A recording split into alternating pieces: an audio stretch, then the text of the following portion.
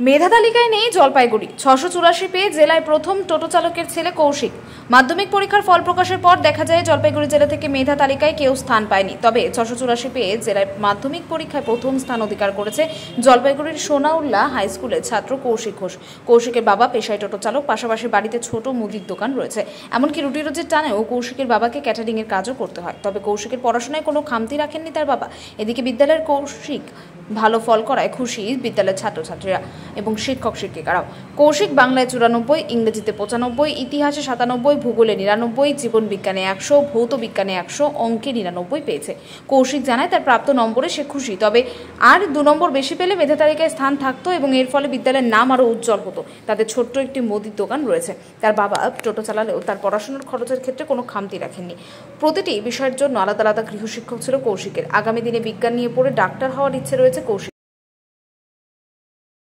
সবাই বলে এইভাবে মাধ্যমিক হয় না, আমার ছেলে বলে এখানে বসেই আমি ভালো পড়াশোনা করি, এখানে বসেই আমি মাধ্যমিক দেবো। কিন্তু টেস্টের আগে 1 বছর, টেস্টের 1 মাস আগে থেকে তখন দোকান থেকে বাড়িতেই ও কন্টিনিউ পড়াশোনা করতো।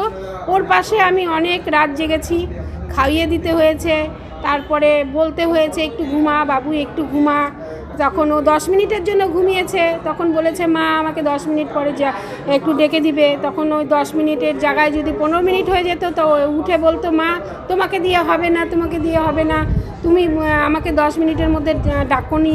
আমার পড়া অনেক আশা আমার 690 ছিল। মাধ্যমিকের প্রিপারেশন নেওয়া বলতে গেলে প্রথম থেকেই আমি নিয়মিতভাবে পড়াশোনা করেছিলাম। প্রত্যেক দিন সময় তেমন করে বাধা সময় ছিল না, আমি সব সময়ই পড়তাম।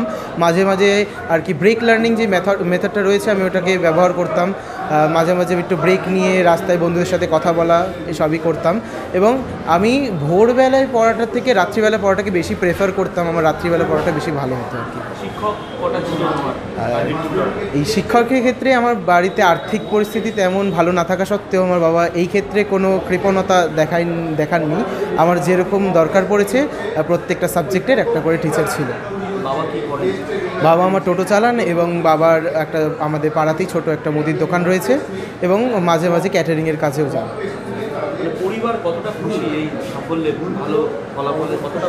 আমার মা বাবার আশানুরূপ ফল করতে পেরেছিলাম আমি, তার জন্য তারা অত্যন্ত খুশি। কিন্তু আমার আর কি আর একটু বেশি যদি হতো আমি খুশি হতাম। আমি সায়েন্স নিয়ে পড়া শুরু করে দিয়েছি আগামীতে। এবার উচ্চ মাধ্যমিক দেওয়ার পর আমি নিট দিয়ে ডাক্তার হচ্ছি। হ্যাঁ, ওটাই। উচ্চ মাধ্যমিকেও আমি এর থেকে আরও বেশি ভালো ফল করতে চাই, কারণ এই উচ্চ মাধ্যমিকে এখন সব বিষয়গুলো আমার পছন্দের, আমার সবই একদম পছন্দের বিষয়। সব এই পছন্দের বিষয়গুলোকে প্রত্যেক দিন নিয়মিতভাবে পড়াশোনা করে যতটা সম্ভব আমি আমার 100% দেওয়ার চেষ্টা করব। বাড়িতে আমার মা, বাবা, আমার ঠাম্মা এবং পিসি রয়েছে। এবার থেকে চালু করেছিলাম মক টেস্টের একটা আয়োজন করেছিলাম। টেস্টের পরে তার থেকে এই ভালো ফলের ক্ষেত্রে তারও একটা মক টেস্টেরও একটা ভূমিকা রয়েছে।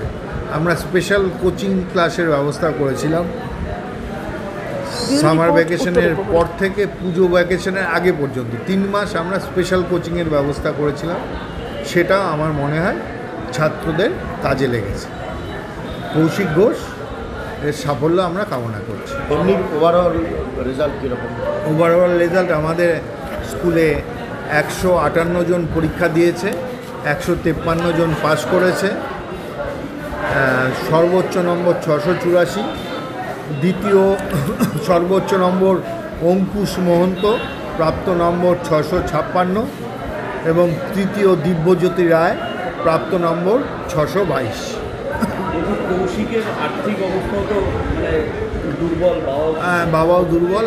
আমরা প্রয়োজনীয় পড়াশোনার ক্ষেত্রে ওর যে সাহায্য প্রয়োজন আমরা স্কুল থেকে সর্বত চেষ্টা করব যাতে আর্থিক কারণ ওর পড়াশোনার ক্ষেত্রে। ব্যুরো রিপোর্ট, উত্তরের প্রহরী।